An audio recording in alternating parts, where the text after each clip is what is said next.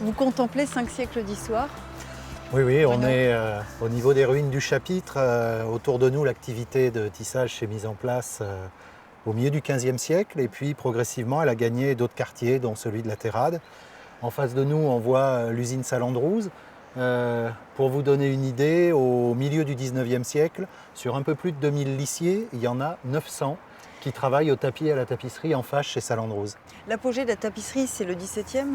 Ah, il y a 17e. plusieurs phases. Il y a plusieurs phases. Le 17e, il y a un très beau pic dans les années 1750 jusqu'à la Révolution, puis la seconde moitié du 19e, et puis la grande aventure de la seconde moitié du 20e siècle. Parce qu'initialement, on réalise des tapisseries qui vont venir décorer les maisons. C'est pour l'intérieur, C'est plein de choses. C'est un élément d'isolation parce que c'est en laine dans une période où on isole mal les maisons, donc ça permet de créer une sorte de Calfeutré. cocon. Voilà, exactement.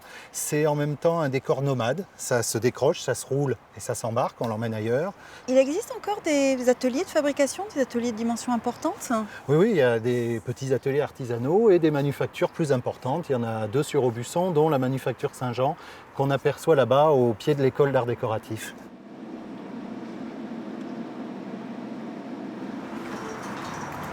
Bonjour monsieur. Bonjour. Merci de nous accueillir. Je suis content de vous accueillir à la manufacture d'Aubusson.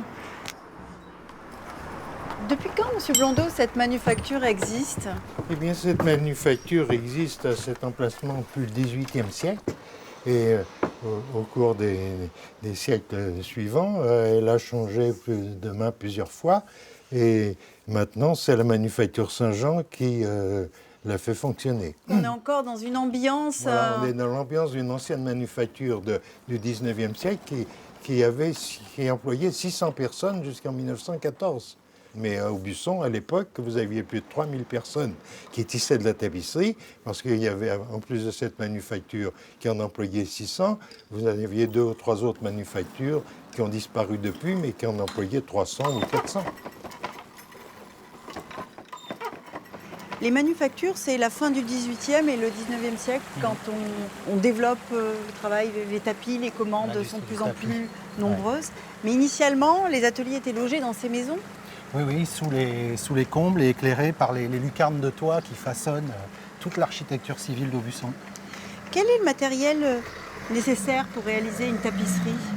À la base, c'est assez simple. C'est le métier de basse-lisse, qui n'est pas un métier textile très complexe. C'est des outils simples, le peigne, le grattoir, et puis les petites navettes qu'utilise le lissier qu'on appelle les flûtes.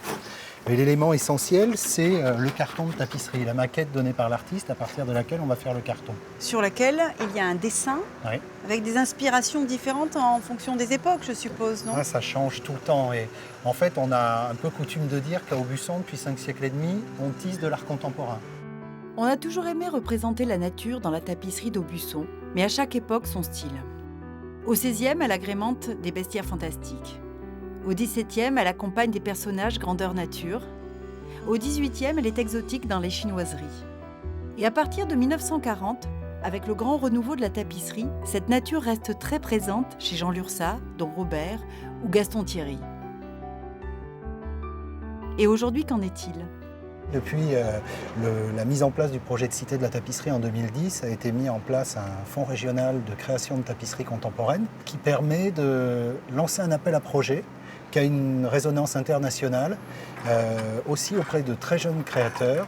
Et on a des œuvres surprenantes qui naissent de ces appels. Des réinterprétations de la fameuse tapisserie de la licorne. Oui, ça a été le lauréat de la première année, le jeune Nicolas Buff, qui vit à Tokyo et qui a eu l'idée de tuer le mythe de la licorne, qui est une œuvre vraiment étonnante, qui raconte toute une histoire, qui est très, très fun, très pleine de petites anecdotes. Et puis, on a d'autres pièces comme le panoramique polyphonique de Cécile Le Tallec avec ses chants d'oiseaux.